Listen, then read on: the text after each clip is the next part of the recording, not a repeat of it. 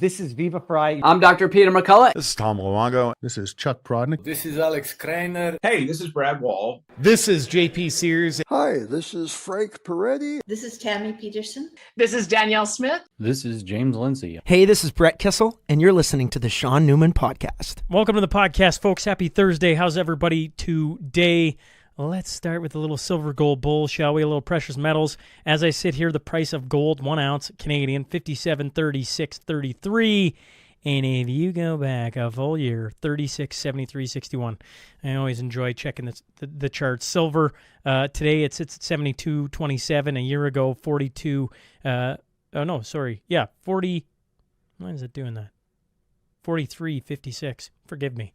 There you go. A little check-in on the prices. I was also looking on Silver Gold Bull's website because, when it comes to buying, selling, storing, or using your retirement accounts to invest in precious metals is one of the things I talk about. Right on their website, they have registered savings. So you can do RRSP, TFSA, a Lyre, FHSA, First Home Savings Account, Registered Education Savings Account, Life Income Fund, Registered Retirement Income Fund. You can reach out to them about all those. So there's a whole bunch there. When you're looking at silver and gold, precious metals, Silver Gold Bull has you covered. And if you're interested in finding out more, you can text or email Graham down in the show notes for more details around anything I'm talking about. And, of course, around buying, selling, storing, or using your retirement accounts to invest in precious metals, silvergoldbull.ca.com. And let them know that you heard about them from the Sean Newman Podcast. Guardian Plumbing and Heating. These guys have been keeping homes, farms, and businesses running smoothly since 2010. And one of the things that really sets Guardian apart is how they make life easier for all their customers. They've got technicians on shift from 8 a.m. to 8 p.m. every single day, including weekends. And they don't charge you anything extra for evening or weekend service. This means you can get the help you need on your schedule without worrying about surprise costs. Whether it's expert service, cutting-edge power solutions, or advice you can trust, Guardian Plumbing and Heating has your back.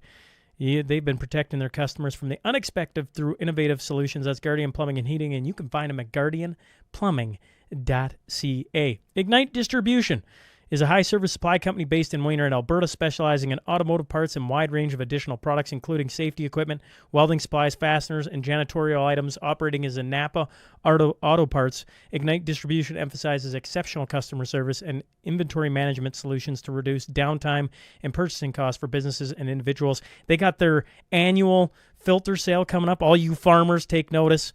We'll be sharing more details in the weeks to come on that. The deadline for ordering is the beginning of March, so we got plenty of time, but we're going to start talking about that here awfully soon. The guy you want to get a hold of is Shane Stafford, 780-842-3433. There's a few better than Shane, and he'll get you where you need to go. Former guest of the podcast, Drew Weatherhead. He's got, I don't know if you've been following what Drew's been doing. He's been on the show multiple times. If you're looking for a new read or an audiobook to get into, the new Dystopian Adventure series is out. That's Fractures in Love. It's the first installment of a 4-book series that takes the reader on an action-packed ride in a mysterious world defined by the battle between chaos and order, between passion versus control, ending in an all-out showdown with the existence of an entire people up for wager. Fractures in Love is available in paperback or hardcover on Amazon, as well as full-length production-quality audiobook read by the author at fracturesbook.com. Shout out to Drew. He's also dropping it on YouTube every Friday night, a chapter at a time, 8 p.m. Mountain Standard Time. You can find it on Fractures' YouTube channel. So check that out. Shout out to Drew Weatherhead. He's been a guest of the show. Pumped to see him write some more. I enjoyed Fractures in Love.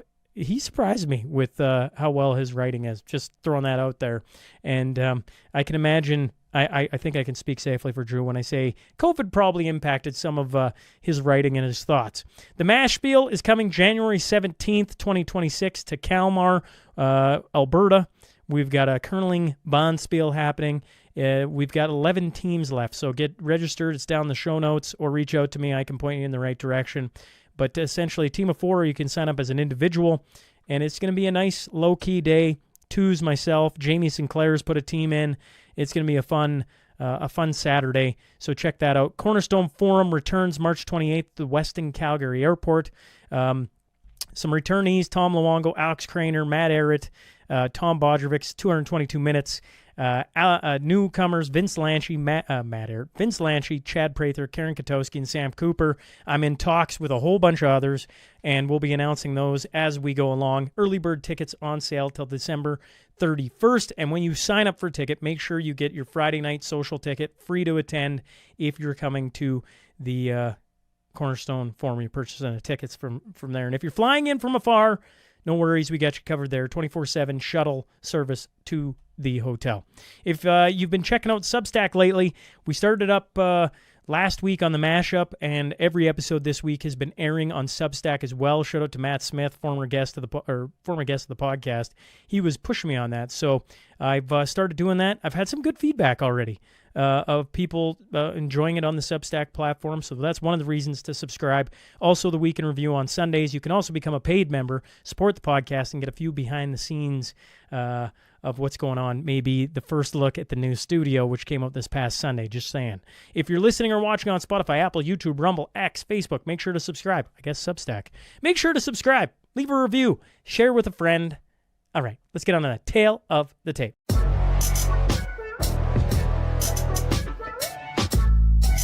Today's guest is a Montreal-based poet, translator, linguist, and cultural critic. I'm talking about David Gosselin. So buckle up. Here we go.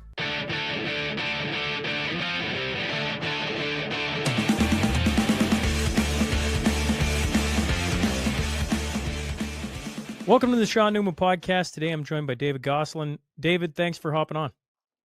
Thanks for having me, Shawn. Greetings from Montreal. Yes, now, our enemy to the east, as they tell us, a fellow from Quebec, Home of the Golden Mile, I believe they in Montreal, which at one time was the sort of financial capital for the British Empire in North America. Right, it was pretty back in the day, back in the good old days. Well, David, first time you're on the podcast. Tell the audience a bit about yourself. Okay, my name's David Gosselin. We're mutual friends with Matt Air, Shawn, and so I've been working with Matt for years, since your audience may be familiar with him. So I have a arts and culture background. I publish stuff over at Age of Muses, which is our Substack, where we do everything now from films to a print journal of arts and letters. And in recent years, especially since the world got especially crazy in the pandemic age, I've been doing a lot of research on how behavior is changed and engineered, applying insights from neurolinguistic programming and also behavioral science in general, but what they call nudging. That was the big thing that was used during the pandemic. And the governments continue to use that. We were just talking before in the interview that the Canadian government is employing nudging and behavioral science to shape policy. And that's targeting everybody in ways that is very subtle. So that's where I cut my teeth. That was, during the pandemic age. So it's been a while, and I've continued to apply these insights into the realm of culture as well, right? How does culture, how does film, how does entertainment shape the images inside our heads, how we think about the world, and how does that shape how people behave, right? For better or worse. So that's in short. Yeah. Well, I'm curious then to get your thoughts. I was telling you before we started, JCCF, the Justice Center for Constitutional Freedoms in Canada, they released a new report titled Manufacturing Consent, Government Behavioral Engineerings of Canadians. The report warns that the federal government has embedded behavioral science tactics in its operations in order to shape Canadians' belief, emotions, and behaviors without transparency, debate, or consent. As a guy who sounds like he's delved deep into that topic, it doesn't, I guess, surprise me on this end. We heard of the different nudge units happening not only here in Canada but elsewhere. But now you got an official report coming out about it. Your thoughts?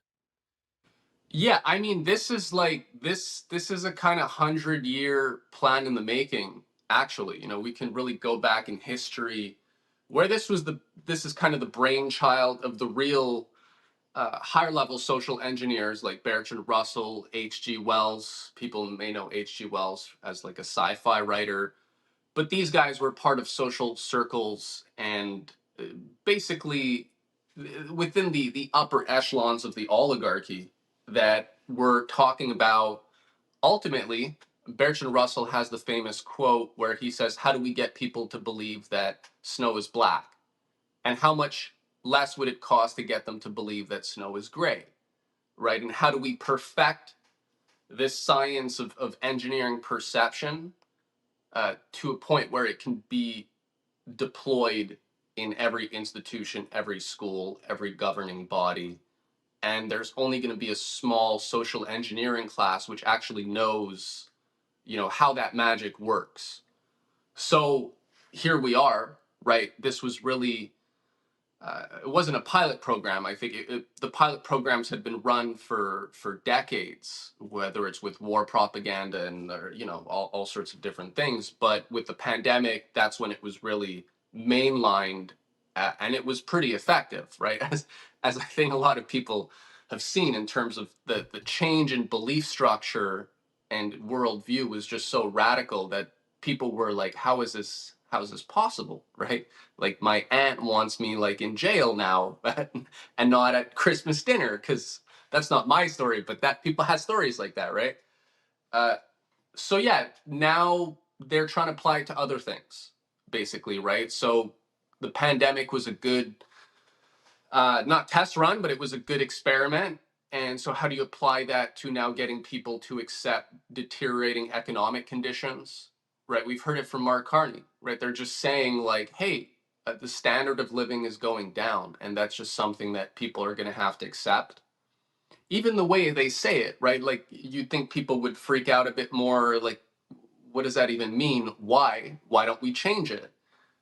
So there's a lot of subtle nudging, and as you described there in that little brief summary, it's about there's automatic systems and there's reflective systems for human decision making, and nudging is all about targeting the automatic decision making processes without people needing to consent their reflective processes. So to give some examples here which are quite interesting, there's one, for example, framing. So how you frame a problem has a big effect on how people are going to react. So one of the behavioral insights team reports gave the example of how many deaths will result from a policy versus how many lives will we save.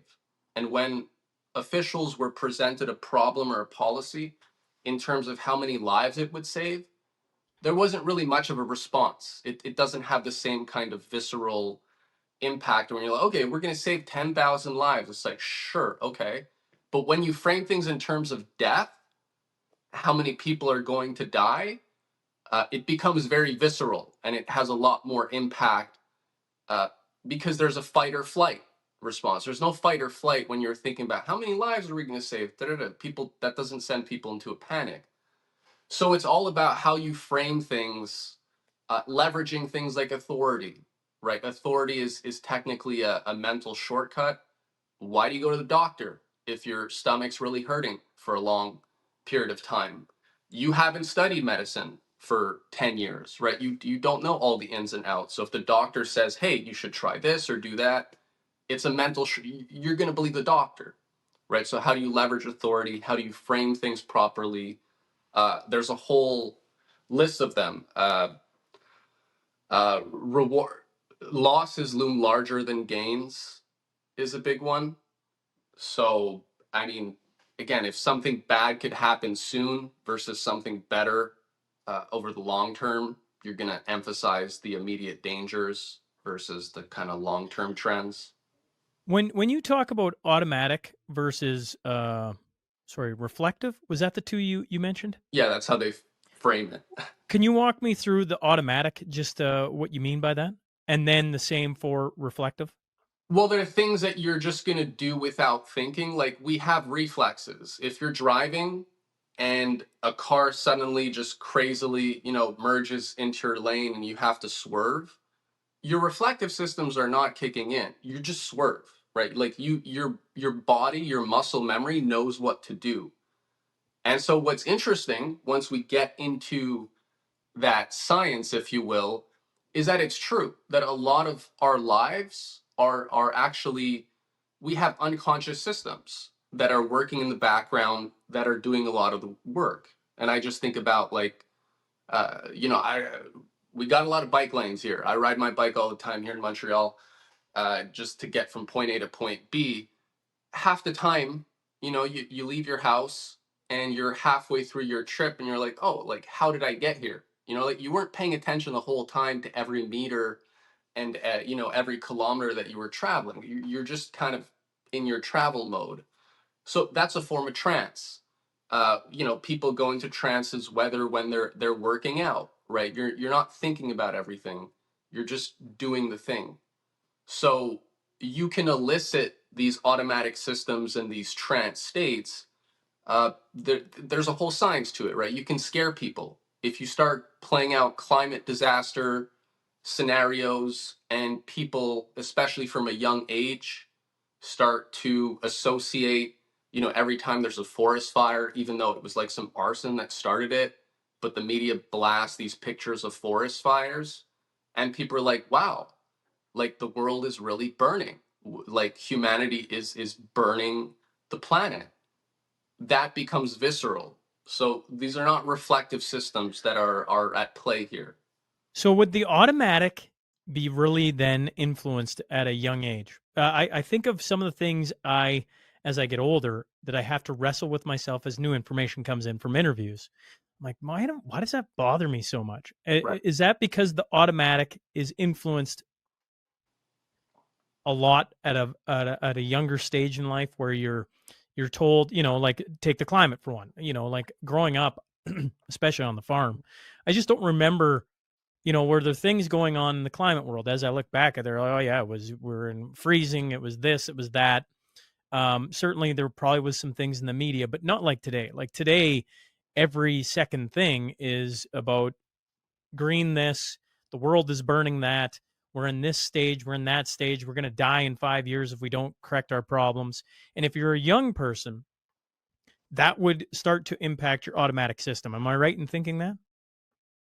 Yeah, sure. There's also just general conditioning there. Like automatic systems are things that, happen in, like, yes, technically because they're just wired for it, so they're not thinking about it, but it's also can just be used for more kind of immediate and sudden changes that actually go against a person's beliefs as well. Like that they don't realize, there's a lot of freedom loving, let's for the pandemic, liberal people that believe in like liberal values, but then there was this sudden psychological spiritual shift, right? Because things were framed in a certain way, right? Protecting the weak and the innocent, right? That was one of the ideas for why you had to enforce totalitarian policies, was to protect the elderly, right? To protect the helpless. So that triggered something in people's brains where it's like they're having to look out for the safety of, the less able. But obviously, so that's pretty nefarious, right? Because we know that, I mean, old people, again, being locked up in the homes and stuff, and there's a lot of problems. We won't get into all of it, but just to say that you can switch people's thinking quite suddenly, if you're But framing things. maybe I'm thinking of conditioning equating to the automatic system, because like today's kids are being told an awful lot about how we're colonizers, how we've taken everything away from, and we're bad people. And where I sat in my mid 30s when I first started hearing that statement over and over again, I really had to wrestle with that. I'm like, what is this, right? I didn't have I assume that's when you talk the reflective. I went and reflected on that an awful lot. I'm like, what? You know And what? yet, sure, Let me qualify that. Children don't have reflective systems. I guess that's that kind of solves the problem, right? By really, nature. So they only have, children are kind of in a hypnotic state 24/7. which is normal. They're in a they're just receiving things, right? They're learning. We're supposed to, as children, right? The whole idea is you expose them to good environments and good habits, and these are things that they're just assimilating without discriminating, right? In terms of their using their discerning faculties, so that they just have these things built in, so that as they grow up, you have good habits, right? You've already learned these things. There's an economy of learning, if you will. So yeah, the problem is if people are exposed to imagery and the kind of things that impact young minds or impact us when we're learning and developing, then it means your reflective systems then later on in life are going to have to go back and revisit all these things that came into you before you even had that capacity, technically. So So that's a what, problem. in your mind, then, when does reflective systems start to kick in? Like, how old do you have to be to where you can start to reflect on some of the things you inherently are being taught or seen, or the images you're being shown, etc.? Well, I mean, I'd say that the real answer is it kind of depends, right? Because we're all born with emotions and instincts, right? These things are built in for survival mechanisms as well. Uh, the reason, right, the discerning faculty and the reflective systems, that's like that depends, right? Increasingly in school, they're still not really uh, triggered. You know, people are made to reproduce something on the test, right? They're made to reproduce what they've heard, what is deemed good information based on like authoritative sources. So these things don't really trigger your reflective systems, and that's kind of the problem. But I'd say, I mean, reflective systems, as of high school, I think people should already be, you know, we should we can young people can really get into whether it's Shakespeare or science or, you know, Plato and Socrates and all the big ideas. Like, young people are actually open to big ideas, but the approach stifles that Well, natural. how many kids are learning about Socrates, Aristotle, Shakespeare, any of those names that you just rattled off? How much of that is actually being taught in the school? I'm not saying it isn't, No, I know. but I can safely say I didn't learn about Aristotle and Socrates till I was well into college. Like, Yeah, I know. I'd never even heard, well, maybe never heard of those names is maybe a long shot, but certainly just in conversation passing. Like, I don't think I ever learned anything about Socrates or Aristotle in particular. Shakespeare, sure. Different people like Mark Twain and names like that. I can remember instances in high school having to read some of that. Shakespeare, I would say, would be the one that I remember the most.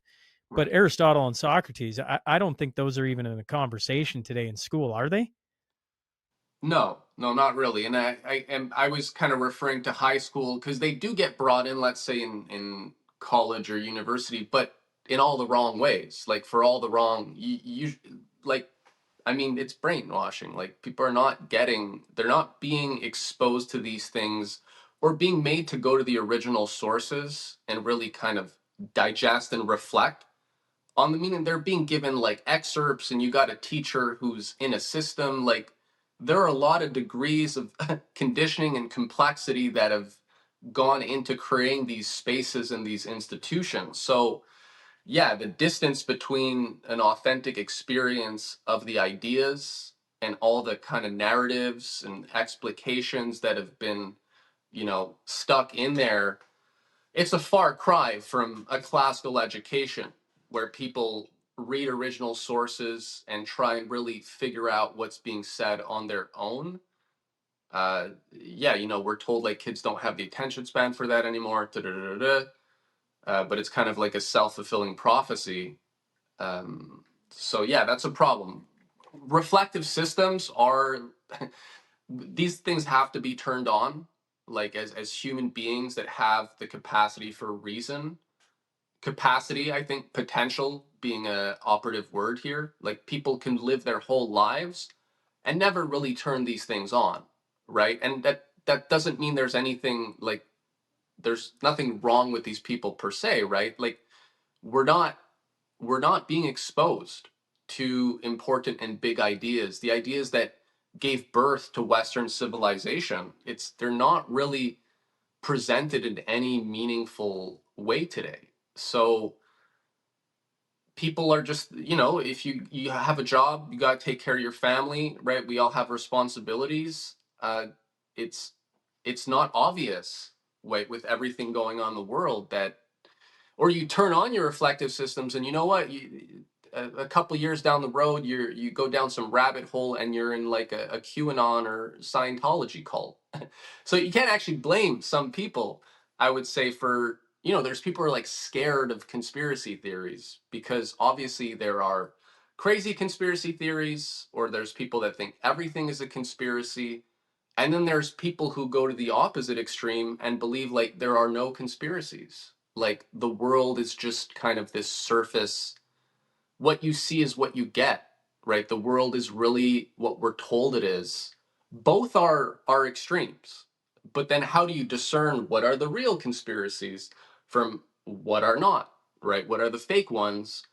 That requires discernment. That requires, like, there's a lot of work that's going to have to Effort. be done. Yeah, effort is the word that comes to mind when you say that, David.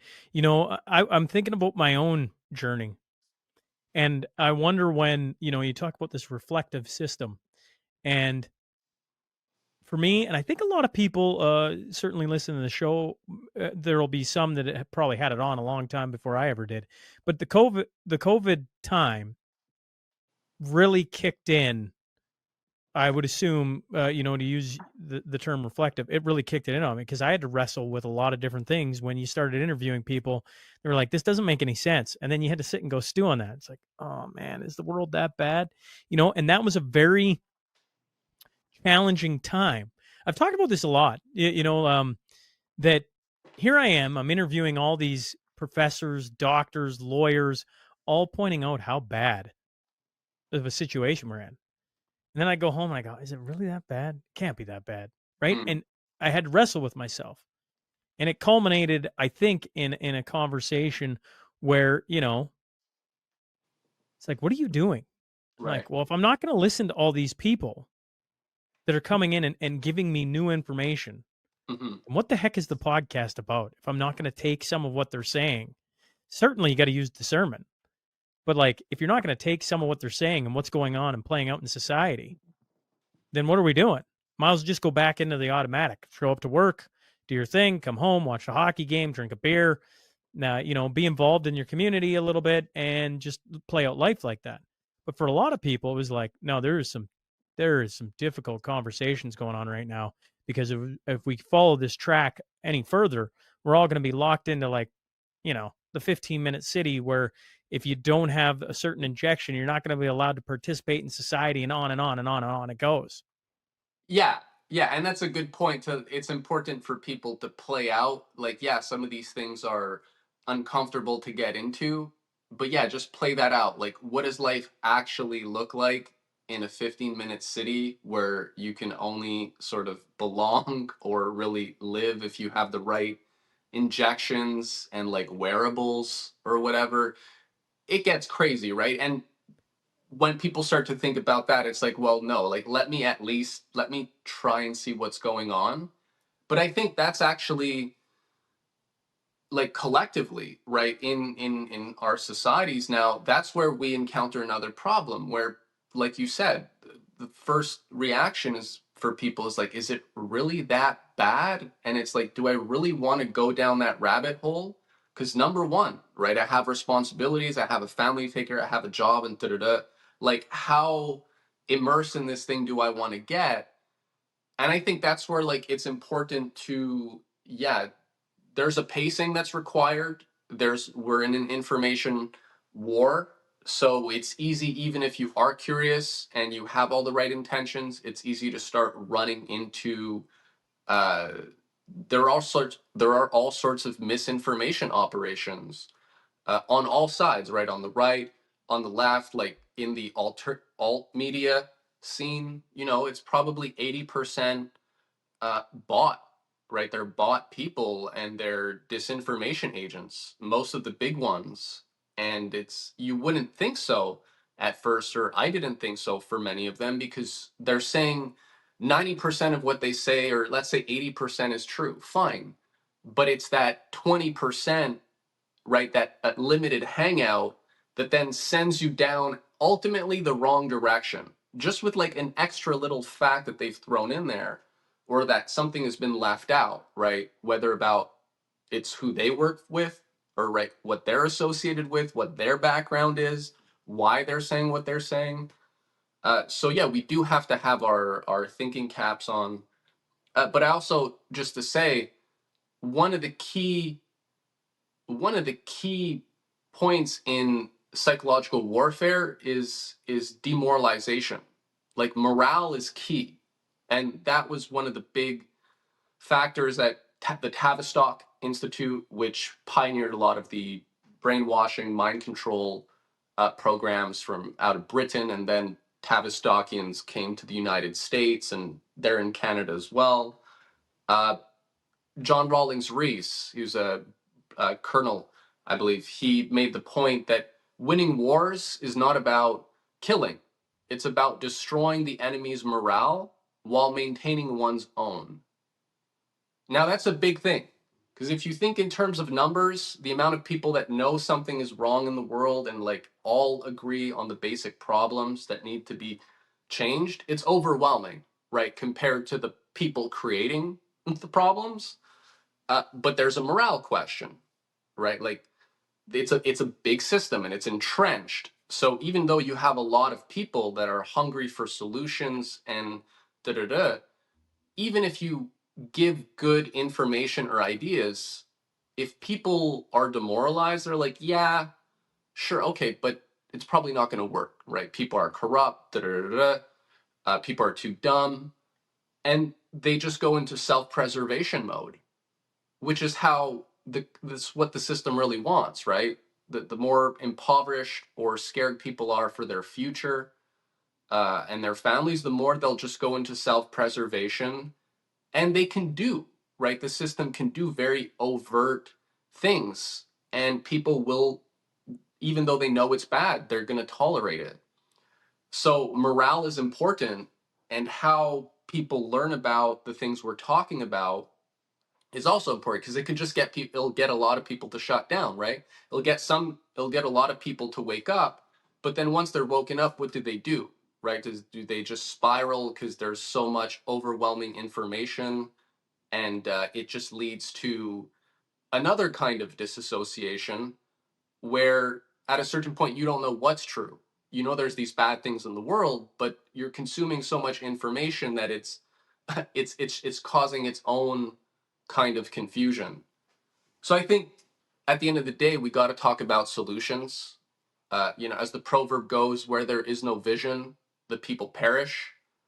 I was talking with Matt, and like, Alberta's had great economic success. There's a lot of optimism there, which I think you can see is tied to the fact that people think like there is progress, right? There's an idea of progress. If you come here in Quebec, where there's a lot more of the kind of environmentalism and this kind of feudal mentality and a bureaucratic system, there isn't that sense of progress or optimism. So it's a lot harder to talk about a vision and changing things. But basically, I think what Canada could have like 17 Albertas right now. Like, the amount of resources and economic potential in Canada is crazy. And this is where that's where we can kind of situate what the real imperial policies are, which is the degrowth, Malthusian stuff. Like, only allow a little bit of growth. Maybe now they're talking about having like a high-speed rail in Canada, maybe building one or two more nuclear power plants, right? But you could technically have like a plan for, 25 reactors, like 3 new frontier cities. The amount of resource wealth that could be unlocked in the north, the amount of, you just build entire new cities around these vast economic developments. So that's what's being left out, right? There's no vision, and people get hit with all this overwhelming information, and it's a lot.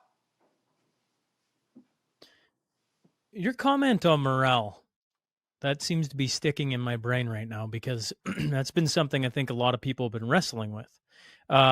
Forgive me, could you say the quote of the general again on morale?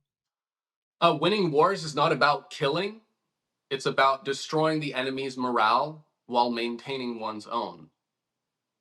I'm reading I'm going to bring this up a lot, I guess, but I've been reading a book by Jack White, a book series by him, sorry, about the Romans and in Britain, specifically at the fall of the Roman Empire. And they get invaded and by like, a crazy large force, 100,000. And, there's like in the one camp, there's like, I forget what the number is, 1,200 Romans. And one of the things the general or the leader of that 1,200 force does it while they're being attacked is they destroy the morale of the Picts so that they leave them alone. He's just like we're going to destroy their morale, so they just go, this isn't worth the fight, and they're going to move on. Yeah. And I find it interesting you bring up morale because one of the things that I think Alberta specifically, and probably the West, I sit right on the border of Alberta, Saskatchewan. I think the West has, but Alberta has it in spades, is they have a lot of these discussions and they have seen in the past, 5 years, Premier Kenny wasn't doing what they wanted, out. Premier Smith, if she's not talking the right way, they start harassing her and then force her to speak more boldly on things they want to see happen.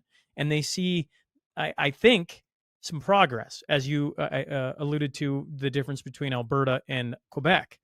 And, if I tie that into a conversation I had with Karen Katowski, her talking about freedom isn't gained by the most downtrodden or the most totalitarian states. It's gained by the freest states first. I think morale is something that's stuck in there because if you have the ability to talk to one another, and once again, I'll tie in your reflective systems. Use your reflective systems. Go, do we want this? Like, is this what we really want? I think that allows you to build out a vision to see where you actually want to go. And the Canadian government, in particular, seems to be doing everything opposite of that to try and pull that morale away. I don't know if you agree with that thought.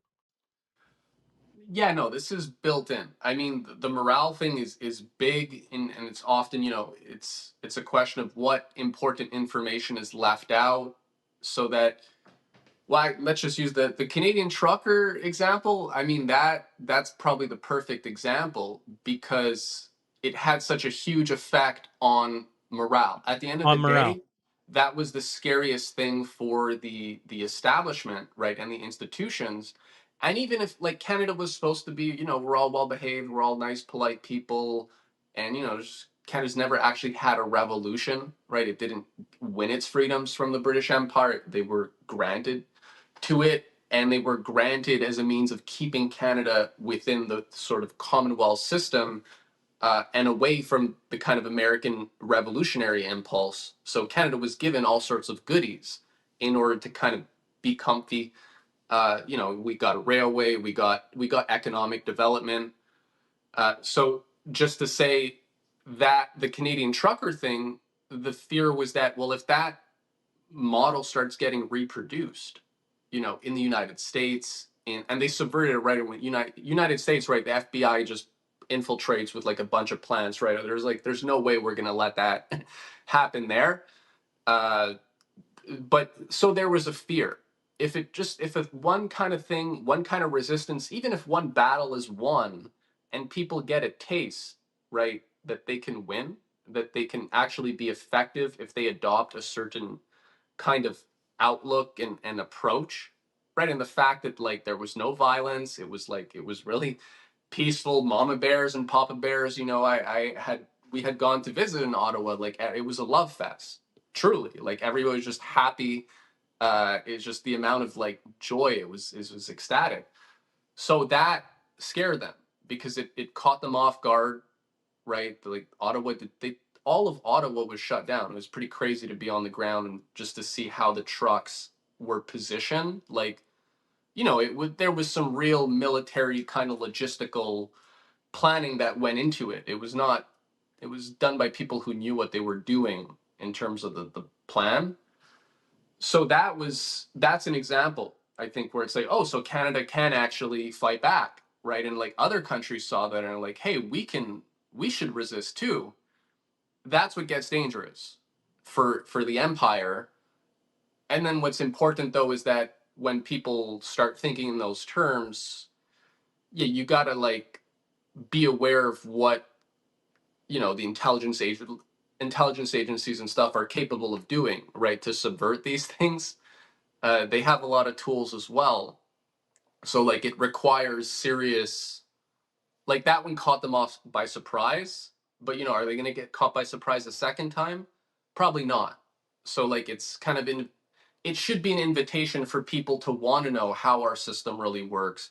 How do the Five Eyes, right? Like it's not, the Canadian intelligence security establishment is part of like a much bigger, the most powerful intelligence octopus in history, right? The Five Eyes.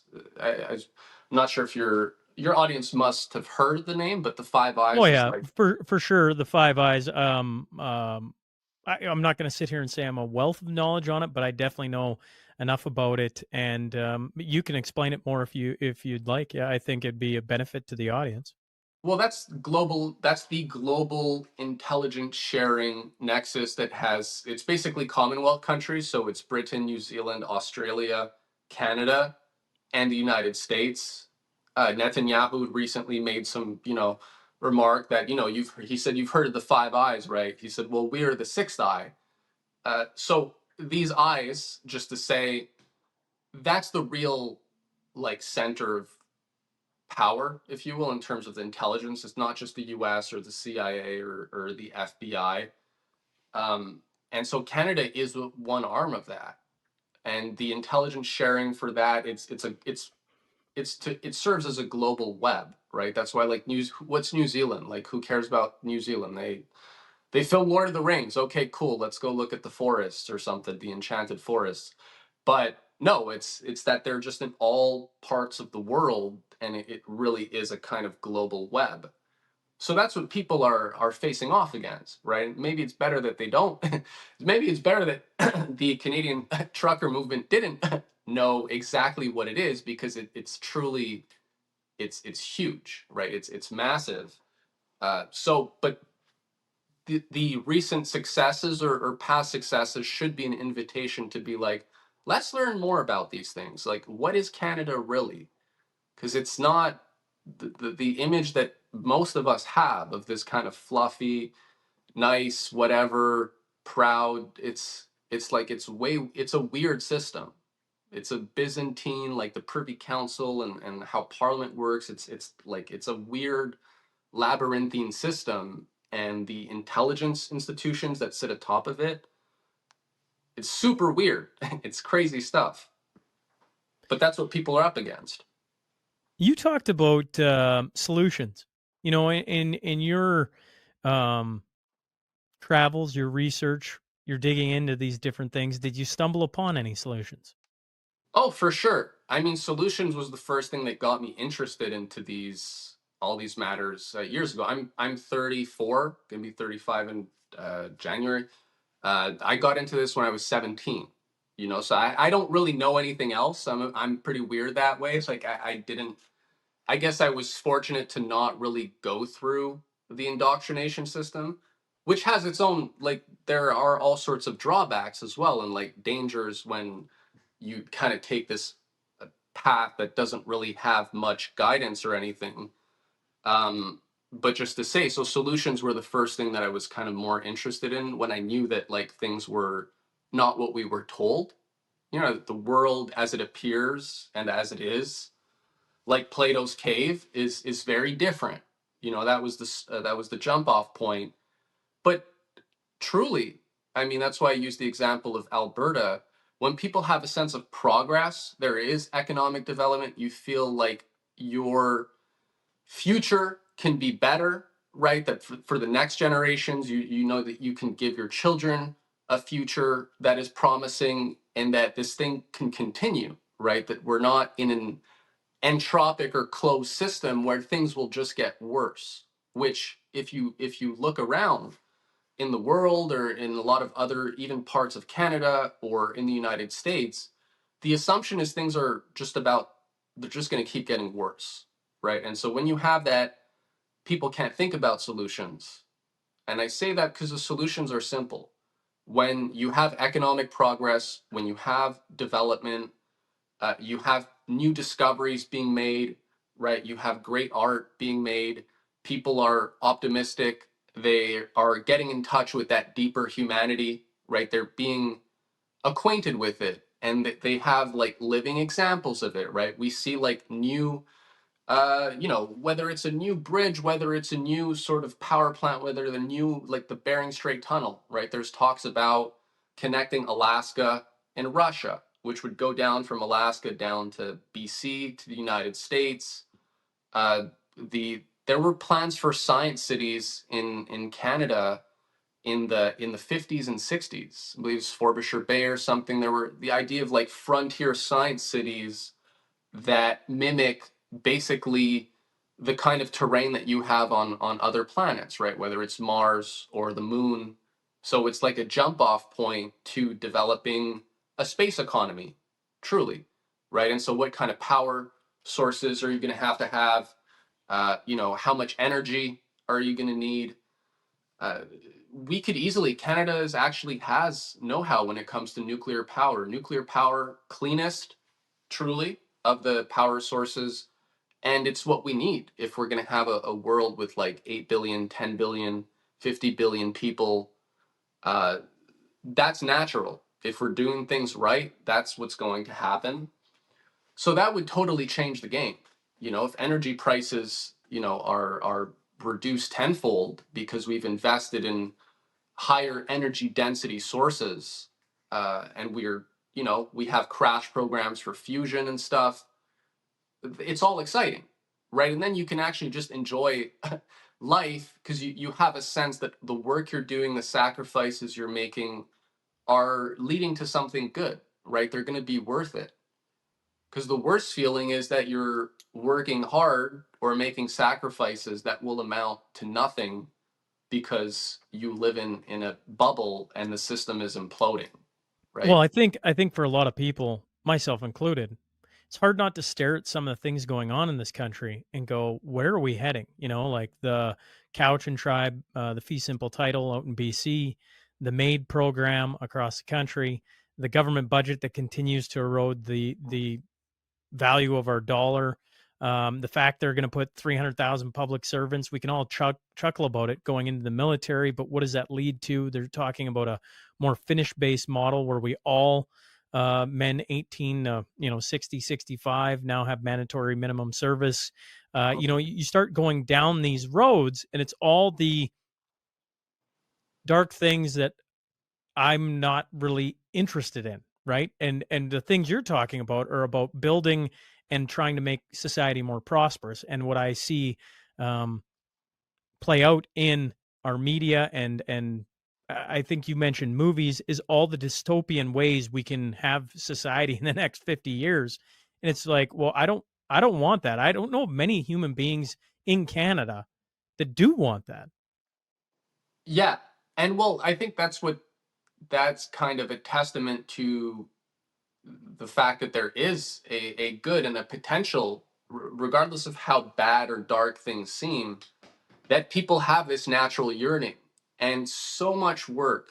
I mean, that's the empire and the system's main job. That's what the entertainment industrial complex is all about, is to sort of silence that kind of yearning for something better and deeper, and just give people this kind of brave new world system where, yeah, you can have like as many different flavors of whatever, jelly beans or whatnot, or 10,000 dystopian sci-fi zombie apocalypse things, and maybe you and your friends will have like some mock zombie apocalypse, simulations, and you guys will have fun pretending. But as long as you don't think about the future and like building up these things that will change how people think about the future, how they think about themselves, as long as you don't get people excited about that, where they're actually willing to like fight for it, get more educated, right? Like people start like, hey, I really need to know how the world works and stuff, and they start encountering good sources of information stuff, and they're getting more and more, they're sharing, communities are kind of, people are getting back together, they're not just isolated, and they're talking about real ideas. That scares, like, I don't think people realize, especially when it's in-person stuff, there are all sorts of pockets of resistance. When people get together, it's a different dynamic than the online culture. So these things are important, right? I think like that's when we're talking solutions, having get-togethers. Yeah, a solution is keeping the morale high. If you go back once again, your general's that thought is an important thought. In order to win, an information war, the goal isn't to demoralize the audience. Then it's to actually keep the morale high, so that you can, have a positive outlook on the life or on future. And I mean, I don't know if is there a way to demoralize the government or the Five Eyes or whatever level you want to go? Like, is there an actual way to demoralize them to where you can win? Oh, that's a great question, actually. And there is, and I think people, well, this is where perception comes in. People tend to think, I allude to, the system is kind of entrenched and big and powerful, but at the same time, that power rests on very shaky foundations, right? You can have like a giant castle, right? Just some giant, crazy medieval Gothic castle that looks huge and monumental, but if it's on just like a little, very frail peak that could collapse if the foundations are not strong, that whole castle is going to fall into the sea, right? If it's, picture kind of Gothic Edgar Allan Poe scene there where a castle falls into the sea. That's kind of what we do have in a sense, the system. So yeah, it's old, and it employs a lot of very established methods of control and governance. But I think a lot of the black pilling, right? That's kind of the operative word here, that a lot of alternative media, whether intentionally or inadvertently, and I think there's both, people are getting black pilled, all the time about how powerful the enemy is. But there's a saying, the devil always overplays his hand. And I do think we're seeing plenty of examples of that, which again, I mean, we could have a whole show on all the different strategies they've used, what's failed, what's worked. But the truth is, they try a lot of stuff that doesn't work, but they're relentless. So they keep trying other things. And when they take an L, it's not really advertised. The government took an L with the Canadian trucker protest, truly. But people haven't, I think some people saw it, but it's kind of been muted, right? And then obviously, Well, the mainstream muted it. yeah. But if you were a Canadian citizen and had your head just even partially on your shoulders, you watched society change in less than a month because of that group of people. And what that group of people got, Chris and Tamara in particular, but others, I hate to not talk about all the others that have faced the machine. What they got for that was, the longest mischief trial in Canadian history. They got 18 months of house arrest. They got the book thrown at them. They had legal bills coming out the wazoo, on and on and on. They want to take Chris's truck, right? Because, it's a symbol. And you go, if you're a Canadian citizen, you watch that play out and you're like, that's what happens when you get organized. And they don't want you to get organized. And they want you to understand the cost of being organized is the people at the top of that will face the machine. And that could be, they were threatening 8 years in prison They had solitary confinement. They had their name Yeah. ran through the mud. But a Canadian citizen looks at Chris Barber and Tamara Lich, and once again, is it all Canadian citizens? No, I'm sure there's people out there that have been brainwashed that these people were insurrectionists and whatever other word they want to throw at them. Yeah. But for most people that were on either side of COVID, when they started watching that, they're like, holy crap, this is, wow. I'm almost proud to be a Canadian again. I think I am proud to be a Canadian. This is amazing. Oh my goodness. The government's going to change for us? Well, that was just people getting united and all of a sudden saying no more. Now, the cost of doing that, Chris and Tamara have paid that and then some. Yeah, and I think the follow through though should be that should only be the beginning, right? Like from there, it's a question of just leveling up, right? It's not like trying to reproduce the same formula, or it's to get more and more of a handle of how the enemy thinks, right? What the system really is. It's just totally normal. Most Canadians don't know how the Canadian system works. It's a very shadowy system. But more people are learning. Yes, exactly. And I think the last report I read was like, I forget what age group it was. Was it 18 to 35? Forgive me, folks. Most people are getting their information from not only shows like this, but just they called it online influencers. They're starting to get, nobody's watching the mainstream anymore. And I shouldn't say nobody because that is a lie. There's a lot of people that are still tuning in, but that is a dying industry. And there's right. Well, I mean, and there's probably some younger people as well, but majority of people are starting to turn to other alternatives to try and figure out what the heck is going on. You couldn't have lived through COVID, even if you went and got everything and just like went along with everything. Then they just come out one day and it's all off and everybody can just walk around again. Eventually, you just got to go, wait a second, that doesn't make any sense. Right. That doesn't make any sense. Now, whether you follow through on that thought is a different story, because that is an uncomfortable thought to go through and on and on. But there's a ton more Canadians trying to understand how the system works. And the more conversations like this that happen, they're going to go, oh man, like you've been involved in making documentaries, correct? Yeah.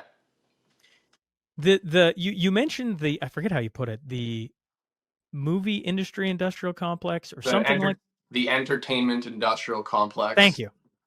I've been watching because I thought it was good, wholesome entertainment, I guess is the way my brain. I went back and watched with my kids some of the movies I watched as a kid.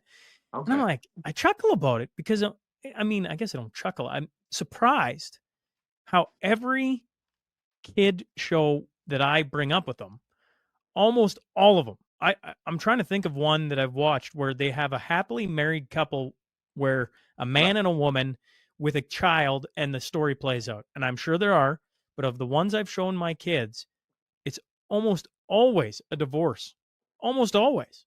Right. Or it's like, can't we have a story with a happily married couple and they go out and do something? No, it's always got to have this divorce in it and the conversations that go around that. And I'm like, huh.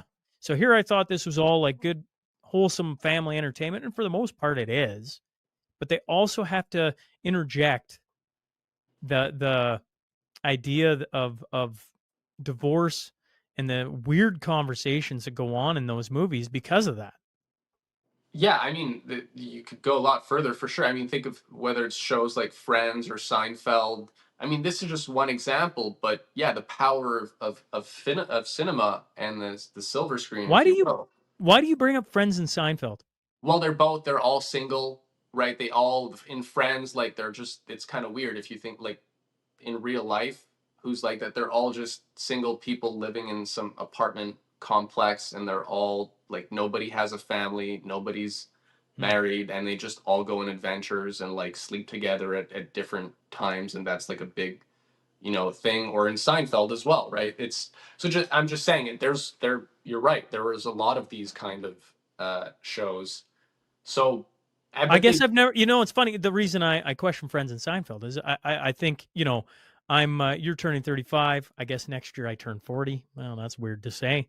Haven't really given that much thought. But regardless, Friends and Seinfeld were the two big hits growing up. Or I think, right? Friends had an insane following, but Seinfeld was, if you weren't a Friends guy, you were a Seinfeld guy, and if you weren't a Seinfeld guy, you were a Friends guy, essentially, right? Those were the two I was pop a culture. Seinfeld guy. I would never watch I know, Friends. and that's why we're getting along, because I also was a Seinfeld guy.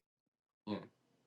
But when It's you fun. think when you think about it, you're not wrong, right? They, in Seinfeld in particular, none of them. I mean, George gets kind of married, doesn't he?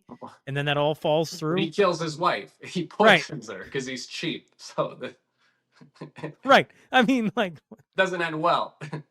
it does.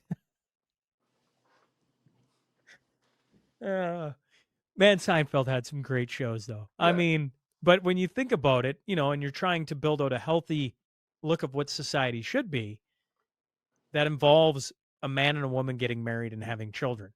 Yeah. No, yeah, and so we can there are so many different examples and contexts for the entertainment industrial complex in a world where this is where it's interesting because entertainment and culture is kind of the thing that it's like the middle world. You have economics, you have how your society actually functions, but I don't know if you listened to Tim Dillon, but Tim Dillon was making the point that you used to have good culture, like good entertainment, doesn't mean it was good for your soul or like it was educating people in a meaningful way. But Top Gun, sure, good movie, like well made. Yeah, is it nothing like what either what a military what life in the military is really like, right? It's just this glorified stuff. But there are good movies. People had things that they could be entertained by, and there was economic prosperity, right? So you could be distracted, and you didn't really need to think about the fact that free trade was this big scheme, right? That was gutting the whole physical economy and the industrial and productive base of nations and looting third world countries. You didn't really need to think about that, right? Things were good. You had good entertainment. You were distracted. But now the difference is that, well, economically, people have a sense that things are getting increasingly dire, and the entertainment sucks, right? And the only really interesting entertainment is kind of the dark stuff, right? If you look at the darker shows in sci-fi, they're complex. They're more there's more depth actually. When But you talk anything, the darker shows in sci-fi, which ones are you? I'm curious. As an well, entertainment junkie on this side, I guess I'm starting to realize how many movies and shows and novels and everything else that I've consumed over my lifetime. When you're talking dark sci-fi shows, do you have a specific one you're thinking of? well, the one example I'd give that I actually went and bought the book after because I wanted to know more because there was two more parts. It's called Annihilation. So it's part of it's called the Southern Trilogy, and it was a recently new book.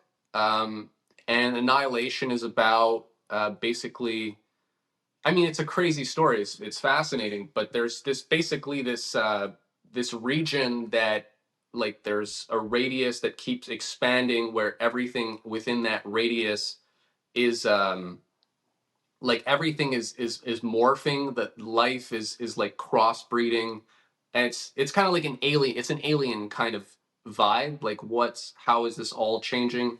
Anybody who goes in, all the teams that try to explore like what's the source of this thing that's changing the biosphere, and it's mimicking, the plants are mimicking, the alligators are crossbreeding with the deer or whatnot. Like everything it's weird, so they're trying to figure out like what is this thing, and it keeps growing. So it's just expanding and expanding, and all the teams that go in never come back. And so this is like the 13th team, and obviously you have profiles of like the different people. Like why would they even do this? And there's a whole reveal with that. But basically it's an alien, it's like a dark alien force that has learned to mimic everything, including humans. So it's able to perfectly mimic and reproduce you. But it has to I don't want to give too much away, but it all starts with spores. And once it's spores, get inside you. You're You're kind of, talking the I haven't read the book, but the film Annihilation is Natalie Portman, correct? yeah. Yeah. Yeah, no, that one's a fascinating one. Matt and Cynthia had been recommending a few interesting ones. I like Trance. That was a cool film. It's got like hypnosis, false memories, and like kind of a lot of MK Ultra themes. That was like a 2014 movie, and it's about stealing a Rembrandt and like how the people are brought into this heist thing. And yeah, it's quite interesting. So just to say that a lot of the entertainment, right? Like entertainment back in the day, and I mean ancient Greece, classical Greek theater, tragedy, that was a nation building institution. That's where people could see played out on the stage the loftiest themes, right? And tragedy was all about, you want to see what stupid looks like. Do you want to see what, do you really want to be that guy on the stage when you see everything that he's kind of going through and how he thinks and the terrible outcomes, right? If you, with Greek tragedy, the idea is rather than people play these things out in real life, they see it played out on the stage, And they want right? nothing to do with it. Exactly. And comedy, good comedy, which was the flip side, was the mirror image of tragedy for the ancient Greeks, was kind of the opposite, where you laugh at the folly, right? Instead of, committing it yourself, right? You're like, oh yeah, I'm stupid. Like, I kind of think like that too. Ha ha ha. But then you don't actually do the thing. Like, you laughed instead.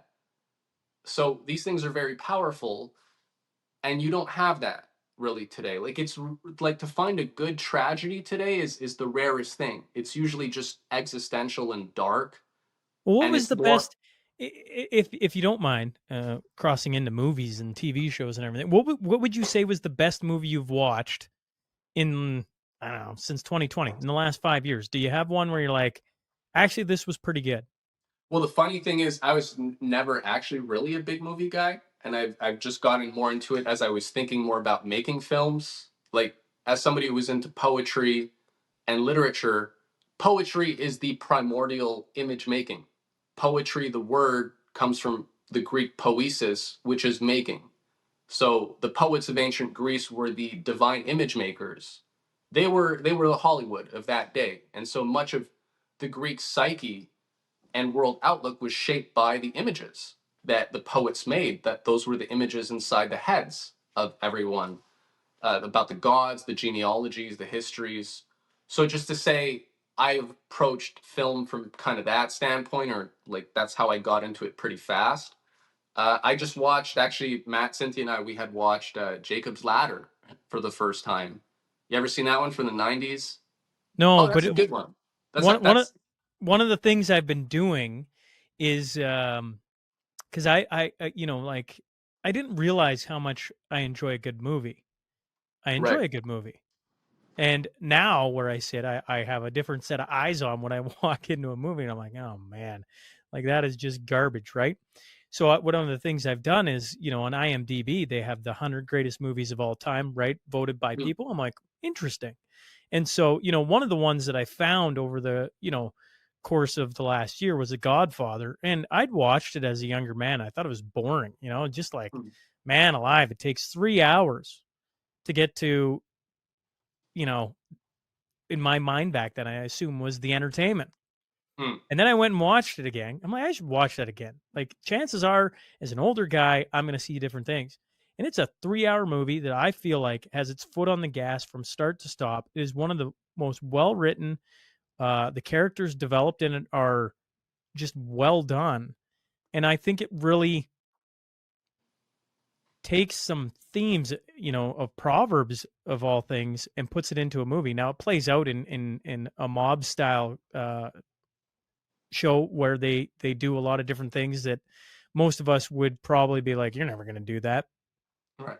But the character development, the writing, the dialogue, just a whole bunch of it had me engaged from start to finish.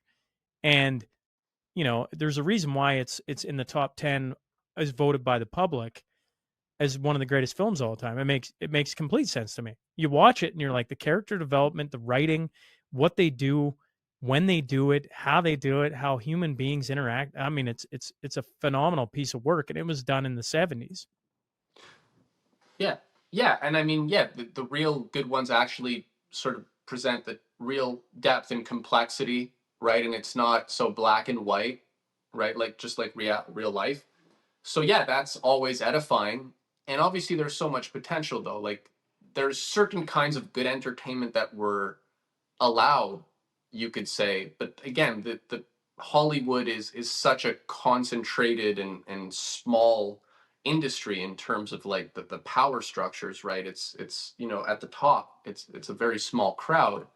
So they could always sanction films that they didn't like or that they thought were a bit too revealing for certain issues, right? Like I remember Oliver Stone talking about Henry Kissinger, who was on like the board of MGM, sort of like stepping in to like block a few things or at least some decisions on like how the movie, what it was going to portray.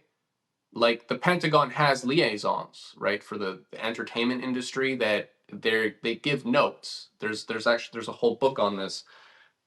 So they have ways, right? The military also lends out whether it's advisors for films or equipment facilities. So if you don't, take into consideration their notes, you're just cut off, and you might have all sorts of other problems. So yeah, films, there are mechanisms for making sure certain things didn't get into films. If you're a really good artist or filmmaker and you were uh, clever enough, right? Oliver Stone, like you're able to sneak some things in and whisper through art, if you will, give people hints. So that's always interesting, right? To look for the hints. But again, it's few and far between in terms of what it could be. So that's what Well, I'm kind of. with the I just want to make sure my battery doesn't keep talking. Well, we're good. Yeah. I was gonna say the whispers are interesting because I see them more and more. The more I start to look at film with, I guess, where I sit today, I see the whispers more and more, where they're just sliding things in, And one of the things I'm going to be very curious is, like they're talking about AI being able to recreate movies. Is it in the next 10 years? I don't know. Mm. But if that is true, that would mean there will be a new set of powers that be that monitor that. But there should be more holes in the game to put out things that don't have the oversight of what you're talking about. Where no, you're not going to put that in that film. You're not going to say those things in that film. And there might be ways to do things that normally would go through Hollywood that won't have to.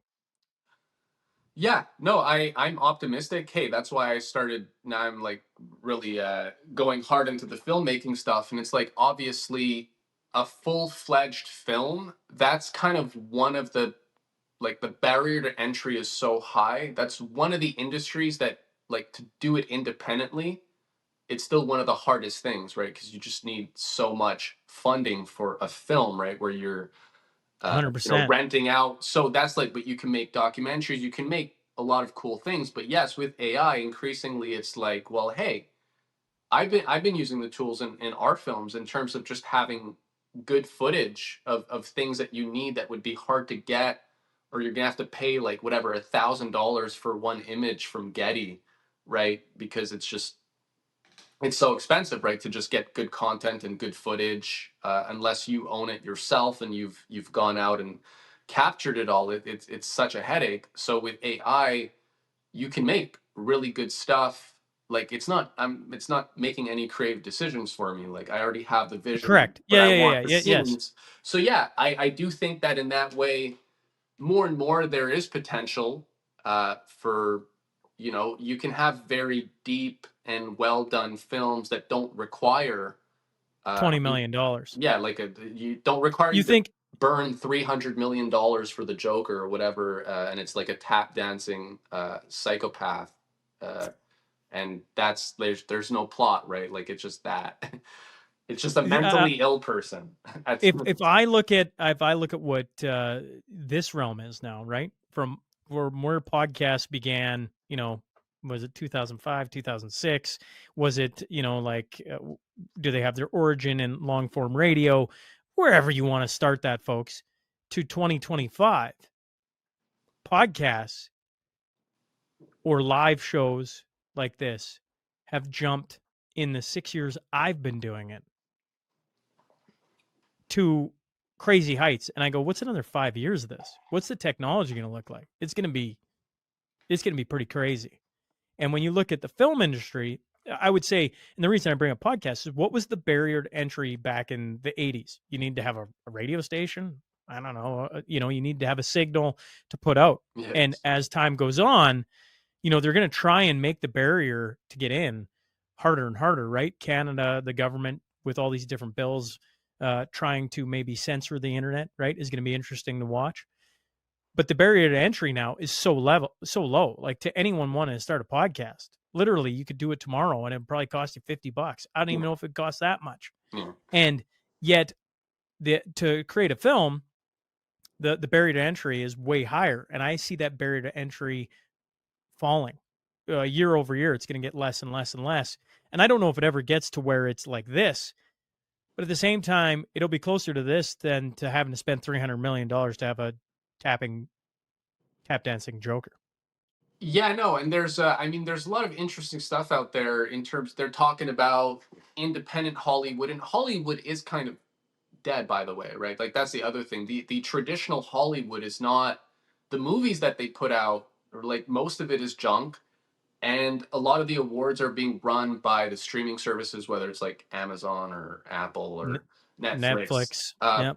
But even just distribution, because I was doing some extra work, you're just on film sets and whatnot, background.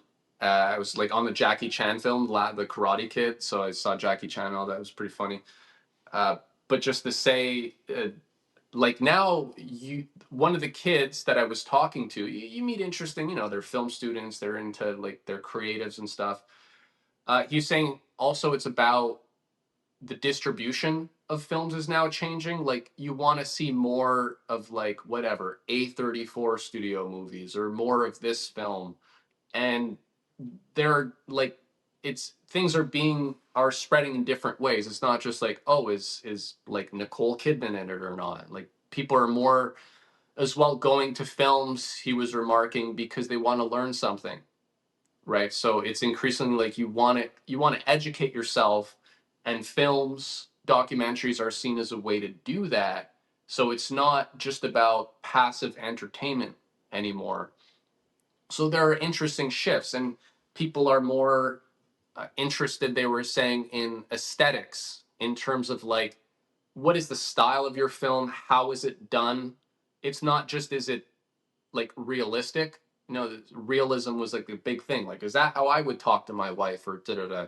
But if you look at, like, Dune, these kind of, like, epic, kind of more surreal and fantasy, that gives you a lot of space to introduce all sorts of interesting and epic or lofty ideas, and the aesthetics of it becomes very important. Like, how, I didn't even see the newest Dune, but I saw, like, clips and stuff, and, like, they create their own soundscapes and, like, music, because these are, like, foreign worlds and stuff. So there's a lot of creativity.